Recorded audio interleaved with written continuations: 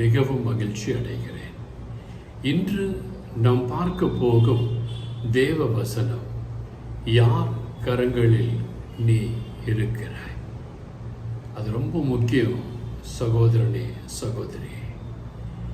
இயேசுவின் கரங்களில் இருந்தீங்கன்னா நீங்கள் ஆசீர்வாதமாக இருப்பீங்க. மாறாக இயேசுவை அல்லாமல் வேறு கரங்களில் போய் விடுவீர்களே ஆனால் இன்று நீங்கள் நல்லா இருக்கலாம், நாளை என்று வரும்பொழுது உங்கள் வாழ்க்கையிலே கண்ணீர் சிந்த வேண்டியது இருக்கும்.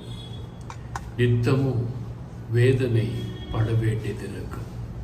நீங்கள் இன்று படுகிற வேதனை நாளை இருக்க போகிற சாதனைக்கு பெரிய உந்துதலாயிரு.